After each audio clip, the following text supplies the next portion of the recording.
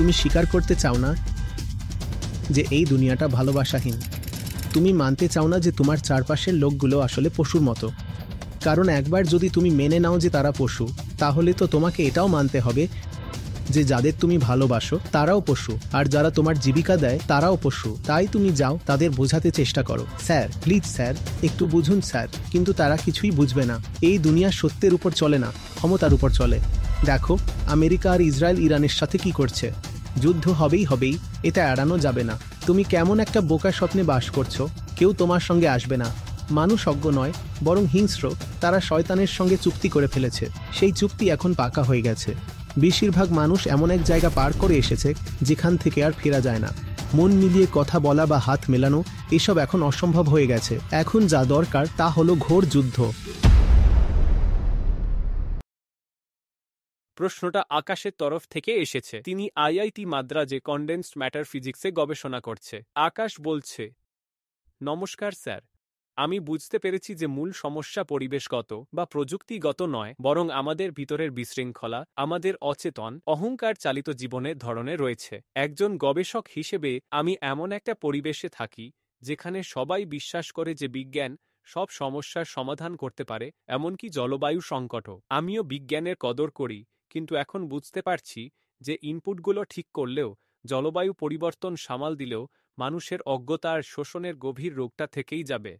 Sir, এই উপলব্ধিটা অন্যদের বোঝাতে গিয়ে আমি অনেক সময় হিমশিম খাই। আমাদের মধ্যে বেশিরভাগই মানুষ আসলে জানেই না পৃথিবীতে কি ঘটছে। আমি আমার চারপাশের অনেক মানুষকে দেখি, এমনকি মাঝে মাঝে নিজেকেও, যারা শিক্ষিত এবং চিন্তাশীল হলেও এখনকার ব্যবস্থাটাকেই ঠিক মনে করে, ভাবে শুধু এর উপসর্গগুলোই ঠিক করতে হবে।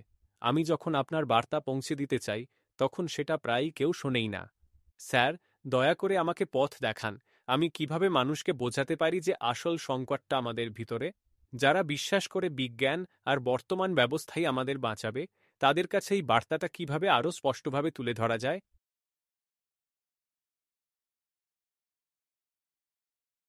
আসল উত্তর হলো আমাদের কাছে এতটা সময় নেই। যে আমরা অপেক্ষা করব সবাই নিজের চোখে দেখে বুঝবে যে আমরা চূড়ান্ত বিপর্যয়ের কিনারায় দাঁড়িয়ে আছি। আর প্রযুক্তিগত, বৈজ্ঞানিক বা নীতিগত পদক্ষেপগুলো শুধু। তুমি ওই মানুষদের কাছে যেতে চাও। যদি তুমি এটা চাও, দেন ওরা বোকা না। ওরা শুধু জেদ করে বুঝতে চায় না। কারণ তাদের লোভ, তাদের স্বার্থ বর্তমান ব্যবস্থার সাথেই জড়িত।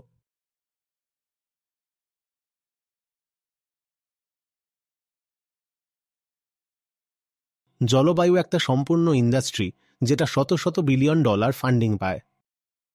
উন্নত দেশগুলো নিজেরাই $100 বিলিয়ন অর্থায়নের প্রতিশ্রুতি দিয়েছে। প্যারিস চুক্তি অনুযায়ী প্রতি বছর $100 বিলিয়ন জলবায়ু পরিবর্তন রোধে ব্যয় করার কথা। এটা একটা বিশাল ইন্ডাস্ট্রি হয়ে গেছে। যদিও বাস্তবে তারা এতটা দিচ্ছে না, তবুও এটা অনেক বড় অঙ্কের টাকা। আর এটাও শুধু উন্নত দেশগুলো থেকে সরাসরি আসা অর্থ। এর বাইরে থেকেও অনেক কিছু খরচ হচ্ছে জলবায়ুর নামে। আর সেই ফান্ডগুলো স্পষ্টভাবেই কোথাও না কোথাও যাচ্ছে। আর একটা পুরো ইন্ডাস্ট্রি আছে যারা ওই ফান্ডগুলো পাচ্ছে, তাই এখন তারাই লাভবান হচ্ছে। আর তারা বলছে যে তারা ওই ফান্ডগুলো ব্যবহার করবে টেকনোলজির সমাধান বার করার জন্য। Tech solutions. এখন কেউ ক্লাইমেট ফান্ডের ওপর নির্ভর করে নিজের জীবিকা চালাচ্ছে। কেউ পুরো ক্যারিয়ার গড়ে তুলেছে জলবায়ু সংকটের টেক সলিউশন খুঁজে বের করার ওপর। আর তুমি গিয়ে তাদের বলো এর কোনো টেক সলিউশন হতে পারে না। তারা কেন তোমার কথা শুনবে?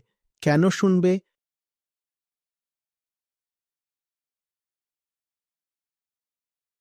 এটা একজন না, এটা যেন একটা বিশাল দল বা গোষ্ঠী।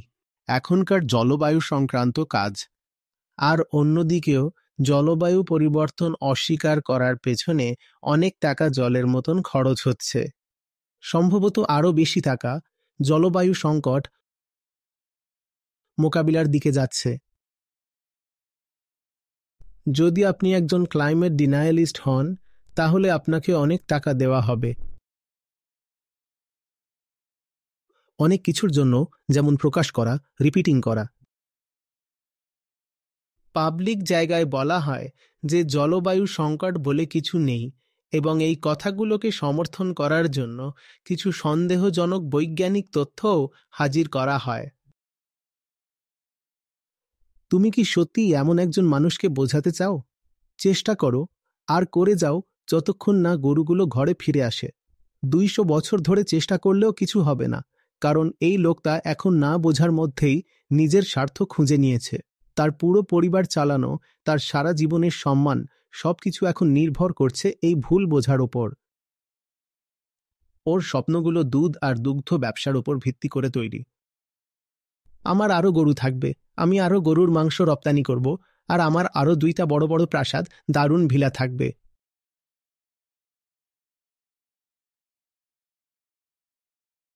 আমি একটা বিলাসবহুল দ্বীপ কিনব, 4 জন অভিনেত্রীকে বিয়ে করব।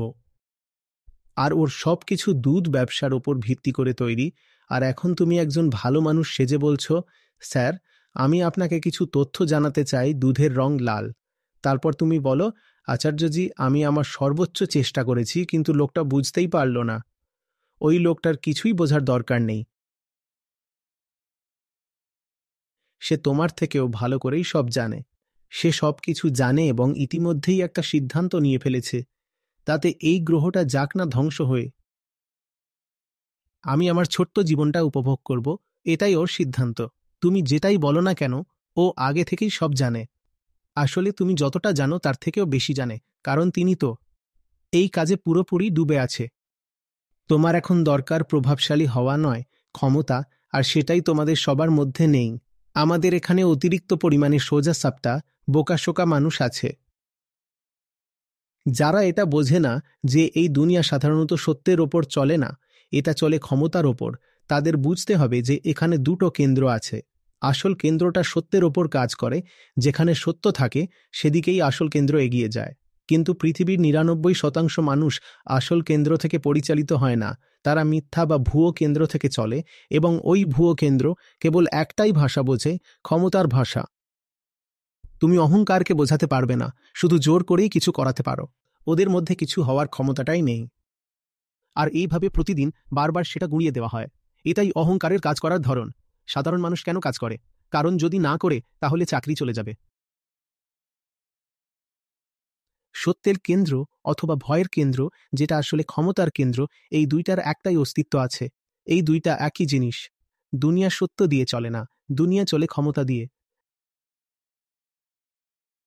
দেখো, আমেরিকা আর ইসরায়েল ইরানের সাথে কি করছে। ওখানে চাপ আছে। যার হাতে ক্ষমতা থাকে সেই সেটা ডাকে।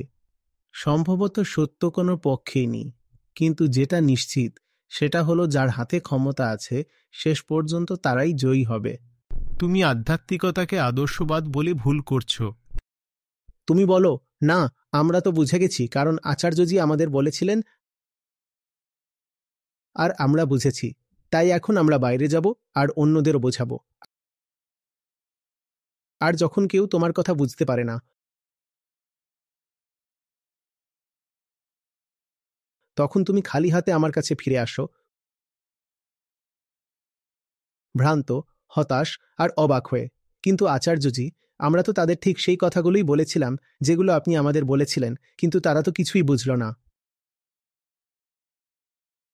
কারণ তুমি আমি তারা তোমার মতো নয়, আর তাদের সাথে তোমার সম্পর্কটা আমার সাথে তোমার সম্পর্কের মতো নয়। ওরা বুঝবে না। যদি ওরা সত্যিই বুঝতে চাইতো তাহলে সবার আগে আমার কাছে আসতো। খুব ভালো করেই জানে আমি আছি, কিন্তু তাও ওরা ঠিক করলো আমার কাছে আসবে না। ওরা আমার কথা শোনে না। তাহলে তোমাদের কথা কেন শুনবে? তবুও তুমি ভাবো কোনো এক ধরনের খুবই ভদ্র উপায় বোঝানো সম্ভব, যদি আপনি তাদের রাজি করাতে চান। কিন্তু শুধু ভদ্রতা দিয়ে কিছু হবে না, স্যার। আপনার কাছে শক্তি থাকতে হবে। আর একটা শক্তি যেটা আপনার থাকতে পারে সেটা হলো সংখ্যার শক্তি। কোনো এক ধরনের আদর্শবাদী সুখে ঘুমিয়ে তুমি স্বীকার করতে চাও না যে এই পৃথিবীটা ভালোবাসাহীন একটা জায়গা। তুমি এটা মানতেই চাও না যে তোমার চারপাশের মানুষগুলো স্বার্থপর। সবাই না হলেও অন্তত বেশিরভাগই। তুমি এটা স্বীকার করতে চাও না। কেন চাও না স্বীকার করতে? কারণ যাদের কথা বলা হচ্ছে তারা ঠিক তোমার চারপাশের লোকজনই, তোমার বন্ধু, আত্মীয়, প্রিয়জন। আর তারাই তো যারা তোমার কথা শোনে না যখন তুমি জলবায়ু পরিবর্তন নিয়ে কিছু বলো। যদি তুমি মেনে নাও যে ওরা জানোয়ার, তাহলে তোমাকে এটা মানতেই হবে যে যাদের তুমি ভালোবাসো তারাও সবাই জানোয়ার, আর যারা তোমার জীবিকা দেয় তারাও জানোয়ার। সব কিছু ঝুঁকির মধ্যে পড়ে যাবে, তোমার আসক্তি, তোমার রুটি রুজি, সব কিছু। তুমি সেই ঝুঁকি নিতে চাও না, তাই তুমি ভান করো যেন চারপাশের মানুষজন ভদ্রলোক। তারপর তুমি গিয়ে তাদের সঙ্গে কথা বলার চেষ্টা করো, বোঝানোর চেষ্টা করো, স্যার আপনি বুঝুন না স্যার, দয়া করে বুঝুন স্যার। কিন্তু তারা কিছুই বুঝবে না। তারা ঠিক করে রেখেছে যে কিছুই বুঝবে না। এখন যদি তুমি কিছু করতে পারো তাহলে করো। একটা খুবই ছোট সংখ্যালঘু থাকবে যারা ট্রেন্ড সেট করে, যারা সত্যিই বিভ্রান্ত, যাদের ইচ্ছার কোনো সমস্যা নেই, শুধু জ্ঞানের অভাব ছিল, তাই তারা দ্বিধায় ছিল। এরা সেই মানুষজন যাদের তুমি বোঝাতে পারো যুক্তি দিয়ে, কথোপকথনের মাধ্যমে, আলোচনার মাধ্যমে। কিন্তু স্যার সংখ্যাটা খুবই নগণ্য। তো ওই 1%, হ্যাঁ, তাদের নিয়ে কাজ করা যায় এবং বলা যায় যে আমরা আরও মানুষকে অন্তর্ভুক্ত করতে পারি, আরও বেশি লোককে আনতে পারি। কিন্তু বিশাল সংখ্যাগরিষ্ঠ মানুষ, ওরা কখনই আসবে না, কারণ ওরা অজ্ঞ নয়, বরং ওরা সবকিছু জানে, আর ওরা তাদের সিদ্ধান্ত নিয়ে ফেলেছে। ওরা ঠিক করে নিয়েছে যে এই পৃথিবীটা কুকুরদের হাতে ছেড়ে দেওয়া যায়। ওদের বাকি জীবনের 20 বা 40 বছরই তো সব, সেটাকেই ওরা পুরোপুরি কাজে লাগাতে চায়। কনজিউম করো, কনজিউম করো, আরও কনজিউম করো, মারো, মারো, ধ্বংস করো, ধ্বংস করো। এটাই ওদের মূলমন্ত্র। ওরা আগেই ঠিক করে ফেলেছে। দেখো, এটা এক প্রকার যুদ্ধই হবে, আমরা এটা এড়াতে পারি না। কিন্তু এমন গ্রহণযোগ্যতার মধ্যে তোমার আধ্যাত্মিকতার আদর্শ আর কল্পনাগুলোই বাধা হয়ে দাঁড়ায়। তুমি বলো, আধ্যাত্মিকতা তো সবকিছুকে অন্তর্ভুক্ত করে। আমরা রাস্তায় গান গেয়ে নাচতে নাচতে বের হব, আর সবাই আমাদের সঙ্গে যোগ দেবে। দুনিয়াটা তো কত ভালো জায়গা, তাই না? আমরা শুধু আমাদের সদ্গুণ, প্রেম আর নৈতিকতা দেখিয়ে দেব, সমাজে ভালো গুণ ছড়িয়ে দেব, আর সবাই এসে আমাদের সঙ্গে মিশে যাবে। কি ধরনের বোকামির স্বপ্নে বাস করছো তুমি? কেউ আসবে না। শ্রীকৃষ্ণ নিজেও কি পেরেছিলেন তার সামনে দাঁড়িয়ে থাকা সেই বিশাল সেনাবাহিনীকে বোঝাতে যেন তারা যুদ্ধ না করে বা তার সঙ্গে যোগ দেয়? পারেননি, তাই তো। এমনকি শ্রীকৃষ্ণের সময় যারা তার বিপক্ষে ছিলেন তাদের সংখ্যা ছিল তার পাশে থাকা লোকজনদের চেয়েও বেশি। যারা শ্রীকৃষ্ণের বিরোধিতা করেছিল তারা সংখ্যায় অনেক বেশি ছিল। তুমি কে? কৃষ্ণের চেয়েও বড় কেউ নাকি, যে তুমি বেরিয়ে পড়বে আর সেই বেয়াদবদের বোঝাতে পারবে? ওদের নিজেদের কিছু অগ্রাধিকার আছে, সেগুলো তোমার মতো নাও হতে পারে। অত্যন্ত বিরক্তিকর ধরনের খলনায়ক। কেউ হতে পারে ভীষ্ম, আবার কেউ হতে পারে কর্ণ। তাদের নৈতিকতার যে কোনো দৃষ্টিভঙ্গি থেকেই তাদের অগ্রাধিকার আসুক না কেন, মূল কথা হল তারা তোমার বিরোধিতা করছে। ভীষ্ম কৃষ্ণের বিরোধিতা করে, কর্ণও কৃষ্ণের বিরোধিতা করে,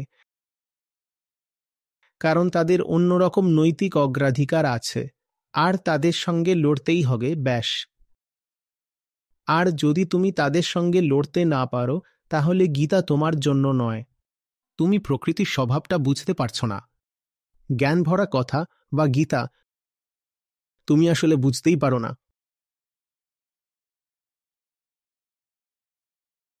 তুমি ভাবো এটা কেবল একটা কাকতালীয় ব্যাপার, যে গীতা একজন যোদ্ধাকে বলা হয়েছিল, না ভাই, গীতা তো যুদ্ধক্ষেত্রের জিনিস, যেখানে গীতা আছে সেখানে যুদ্ধক্ষেত্র থাকবেই। তুমি গীতা তো চাইছ, কিন্তু যুদ্ধক্ষেত্র এড়িয়ে চলতে চাও। এ কেমন কাপুরুষতা? গীতা তো চাই, কিন্তু যুদ্ধক্ষেত্র থেকে দূরে থাকি, এটা কেমন কথা? আর তখনই শ্রীকৃষ্ণ অর্জুনকে শুধু যুদ্ধ করতে বলছেন। গীতা একটা যুদ্ধের বার্তা, কিন্তু তুমি ভাবছ যুদ্ধ এড়ানো যায়? না, যুদ্ধ এড়ানো যায় না।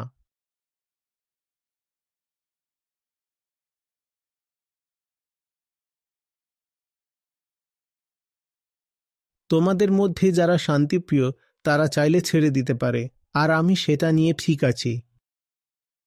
ছেড়ে দাও আর তোমার সঠিক জায়গায় চলে যাও। ওপারে চলে যাও, যাতে আমরা তোমার দিকে গুলি চালাতে পারি। আমাদের মধ্যে থেকো না। আমরা এমন কাউকে চাই না যাদের জোর শান্তির উপর, যারা বলে না না, ভালো থাকি, ভদ্র হই, জানো তো এটা সেটা করি। আমিও সেটা বেছে নিতাম যদি সেটা কাজ করত, কিন্তু এটা কাজ করে না ভাই। এটা কৃষ্ণের জন্যও কাজ করেনি, কারো জন্যই কোনোদিন কাজ করেনি। এটা কেবল খুব অল্প কিছু লোকের ওপরই কাজ করতে পারে, 1% ওপর, আর তাদের সঙ্গে তো আমরা আগে থেকেই কাজ করছি।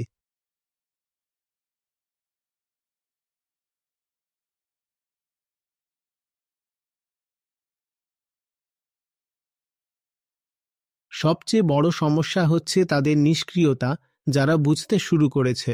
তুমি বুঝতে শুরু করেছ, কিন্তু তুমি এতটাই নিষ্ক্রিয়। তুমি কি ভাবো, কি এমন গীতা যাতে সবাই এই জগৎটা যেমন আছে তেমনভাবেই শান্তিতে বাঁচতে পারে? আসলে একটা বিপ্লব ঘটানোর জন্যই এসেছে গীতা। এটা একদম স্পষ্ট ডাক, যুদ্ধের আহ্বান। তুমি এখনো দুনিয়াটাকে বেশি সম্মান দিচ্ছ, এটাই তোমার সমস্যা। বুঝে নাও, তোমার চারপাশের লোকজনকে তুমি একটু অবজ্ঞা করছো না, এটাই তোমার আসল সমস্যা। আমার অবস্থা এমন ছিল যে আমি যতই ভদ্রভাবে ব্যবহার করার চেষ্টা করি না কেন আমার বসদের সামনে, তবুও তাদের মনে হতো যেন আমি তাদের মুখে থুতু দিচ্ছি। আমার ছোট্ট কর্পোরেট জীবন, যা 3 বছরের একটু বেশি ছিল, সর্বোচ্চ সংযম প্রয়োগ করে আমি তাদের সামনে একদম নির্লিপ্ত মুখভঙ্গিতে দাঁড়াতাম। একেবারে ফাঁকা মুখ আর চোখ, আমি সেগুলোর দিকে তাকাতাম, আর তাও মনে হতো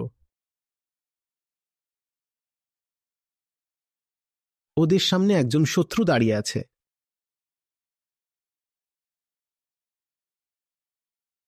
কারণ আমি ভেতরটা দেখতে পাচ্ছিলাম, ওদের অস্তিত্ব, ওদের ইচ্ছা, ওদের দৃঢ়তা, আর আমি বুঝেছিলাম যে ওরাই সেই মানুষগুলো।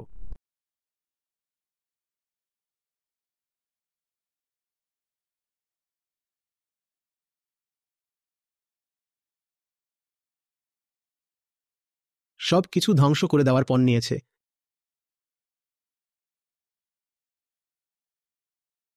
যখন তাদের দৃঢ় সংকল্প প্রায় চূড়ান্ত হয়ে যায়, তখন তারা, এখন আর থামার উপায় নেই, বেশিরভাগই এখন পয়েন্ট অফ নো রিটার্ন হয়ে গেছে, যেখান থেকে আর ফিরে আসা যায় না।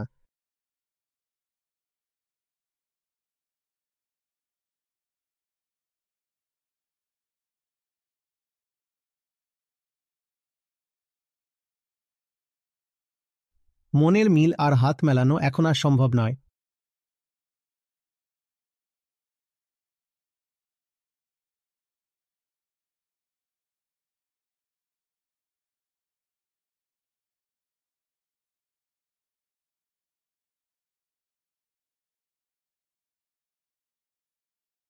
তুমি এটা দেখছো, কিন্তু তুমি এটা দেখতে চাও না, ঠিক তো? তুমি ভান করতে চাও তোমার পরিবার নীতিবান, তোমার বন্ধুরা নীতিবান, তোমার আত্মীয় স্বজন, সমাজ, পাড়া প্রতিবেশী, বসরা, সহকর্মীরা সবাই যেন ভালো মানুষ।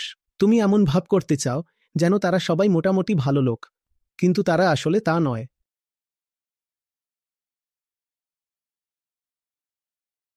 তুমি কি এই গ্রহের অবস্থা বুঝতে পারছো? তুমি অন্তত একটু হলেও কি সেটা অনুভব করো? আর তাও তুমি নিজেকে এখনো বলতে চাও। তোমার নিজের কোনো আলাদা কেন্দ্র নেই। শুধু কেউ কষ্ট পাচ্ছে না বলে, কেউ চিৎকার করছে না বলে তুমি ভাবছো সব ঠিক আছে, সব নিয়ন্ত্রণে আছে, ভদ্রভাবে চলছে। না স্যার, অস্তিত্ব নিজেই হলো বেদনা।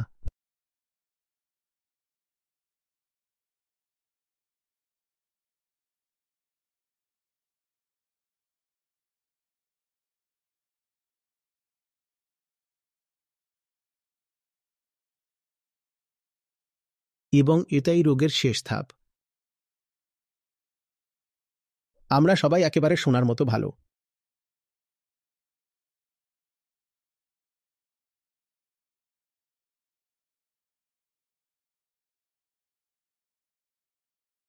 আর তোমার চারপাশে যারা আছে ওরাই দায়ী।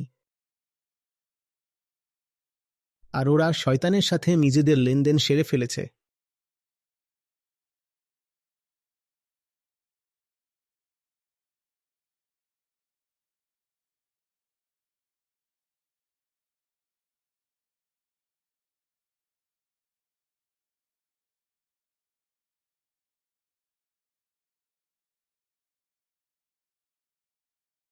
চুক্তিটা পাকা হয়ে গেছে। শয়তানের সাথে করা চুক্তি তুমি আর ফিরিয়ে নিতে পারবে না। এটাকে ফাউস্টিয়ান চুক্তি বলা হয়। কিছু আরাম আর সুবিধার বদলে তুমি তোমার ভেতরের সত্যটাকেই বেচে দাও।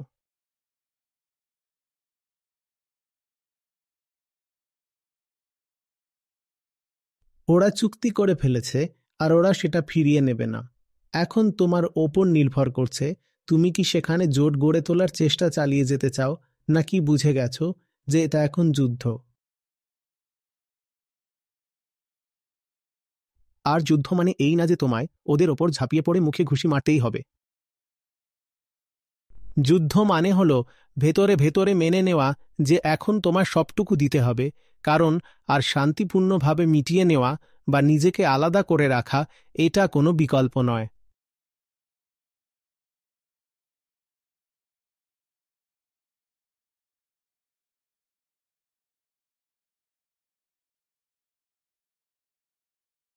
তোমাকে পুরো মন প্রাণ দিয়ে এতে জড়াতে হবে। যেমন একটা দেশ যখন যুদ্ধে নামে তখন তার সব সম্পদ সেই যুদ্ধের দিকে মোড়ানো হয়।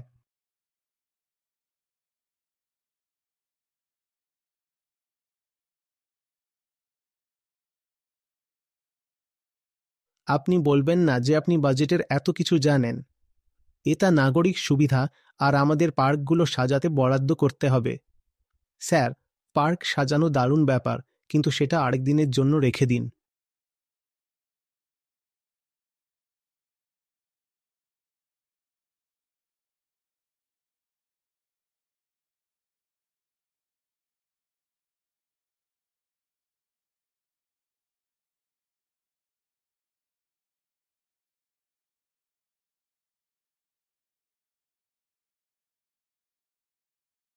যে শত্রুকে শত্রু হিসেবে চিনতে পারে না, সবার আগে সেই শেষ হয়ে যাবে।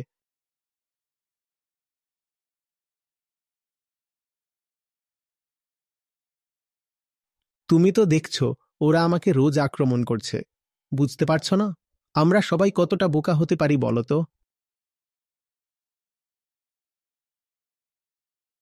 ওরা ভাবে ওরা আমাকে বুঝে ফেলেছে, তাও আবার কোনো কারণ ছাড়াই। না, ওরা জানে আমি অস্তিত্বের জন্য এক বিপদ।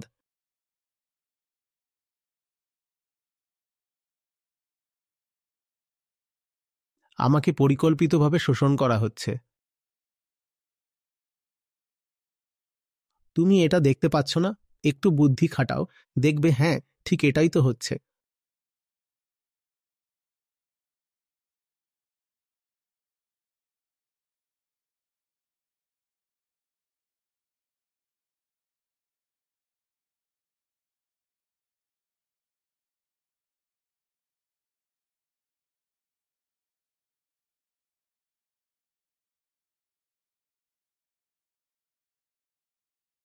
ওরা জানে এটা যুদ্ধ, আর ওরা মরিয়া হয়ে তোমাকে দমন করতে চাইছে। কিন্তু তুমি ভান করে ভাবছো সব কিছুই ঠিকঠাক আছে। তুমি ভাবতে চাও না না, সবাই ভালো মানুষ, এরা তো আমাদের সমাজেরই লোক, আমাদের বন্ধু বান্ধব, কিন্তু ওদিক থেকে কেউ কোনো রকম ছাড় দিচ্ছে না। ওরা পুরো শক্তি দিয়ে তোমার ওপর আক্রমণ চালাচ্ছে, আর তুমি শুধু ভয়ে কুঁকড়ে গিয়ে নিজেকে বোঝাতে চাইছো যে কোনো যুদ্ধই নেই।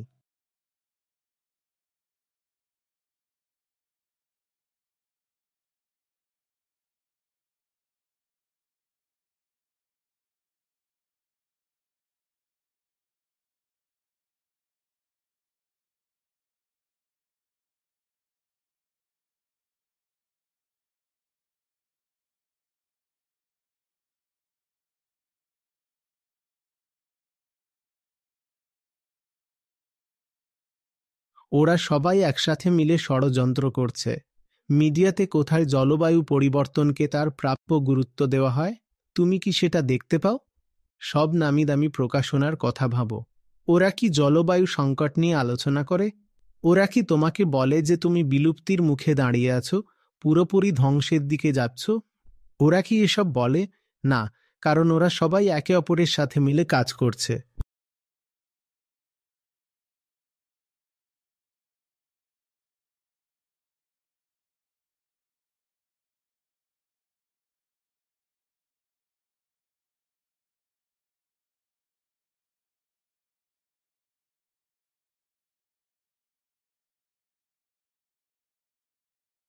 বাম, ডান, মাঝখান, এরা সবাই এক। আর সত্যিটা সবসময়ই ছিল।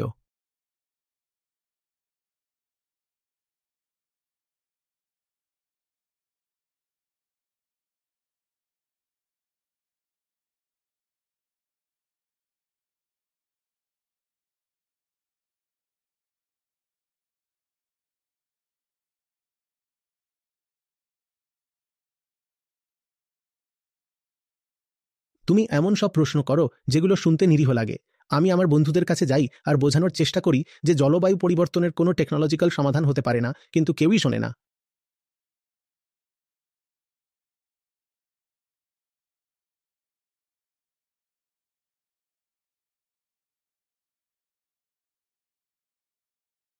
ওরা শুনবে না, ওরা শুনতেও পারবে না, কারণ ওরা তো আগে থেকেই সব জানে।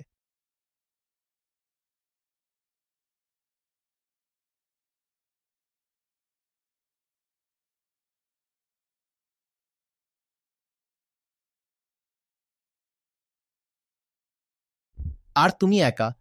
এখন যদি তুমি একজন মানুষ হও,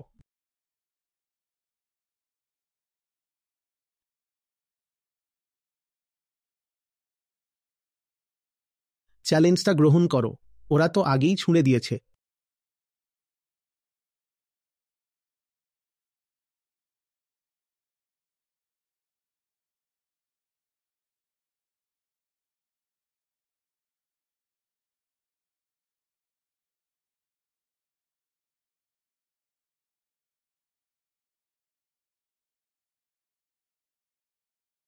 ওরা তো আগেই চ্যালেঞ্জ ছুঁড়ে দিয়েছে, বলছে আমরা বদলাবো না, আমরা ঠিক করেছি এই পৃথিবীটা ধ্বংস করব। এখন যদি নিজেকে আসল মানুষ ভাবো, তাহলে এই চ্যালেঞ্জটা গ্রহণ করো। এই পুরো সমাজটা তাদের জন্য যারা নিজেদের ধ্বংসের সুবিধাভোগী হিসেবে দেখে।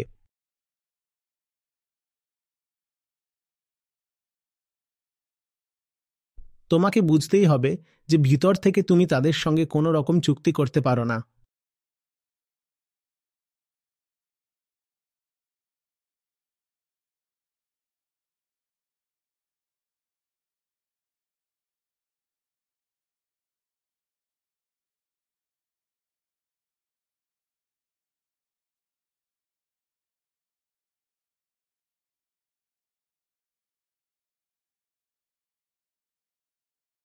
এগুলো দুইটা আলাদা কেন্দ্র, ধ্বংসের কেন্দ্র আর করুণার কেন্দ্র, যেগুলো কখনো একসাথে হতে পারে না।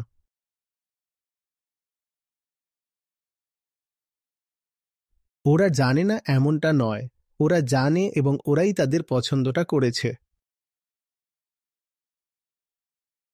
এখন তুমি বুঝতে পারছো তোমার কি করা দরকার। ওরা তো আগেই বেছে নিয়েছে। এখন তুমি দেখো তোমার কি করা উচিত। ওরা বেছে নিয়েছে আর এখন আর নড়বে না।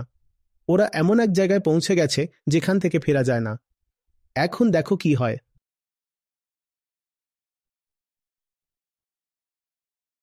আমার নাম সুনয়না। আমি প্রায় ৮ মাস ধরে গীতার সঙ্গে যুক্ত আছি, আর আমি দেখেছি যে নিজেকে অনেক দিক থেকে বদলাতে পেরেছি। যদিও খুব বেশি না, কিন্তু এখনো কাজ করে যাচ্ছি। আজ একটা জিনিস ভালো লেগেছে, সেটা হলো আমরা সবসময় ভবিষ্যতের কথা ভাবতে থাকি। যেমন ধরো, যদি আমি এই পথে চলা শুরু করি, তাহলে এক সময় কিছু ত্যাগ করতে হবে বা ভাবি সামলে কি হতে পারে। কিন্তু এখনো হয়তো সেই অবস্থানে পৌঁছায়নি যেখানে এসব করতে পারবো। তবুও আমাদের মধ্যে একটা স্বভাব থাকে সবসময় আগাম ভাবার। কিন্তু আজকের উদাহরণটা খুব ভালো ছিল। যদি তুমি শূন্য ধাপে থাকো, তাহলে শুধু এক ধাপ সামনেই তাকাও, সেটাই তোমার বাস্তব অবস্থা। তারপর তো পুরোটা একটা চলমান প্রক্রিয়া, আর তুমি নিজেকে এতে বেশ স্বচ্ছন্দ বোধ করবে।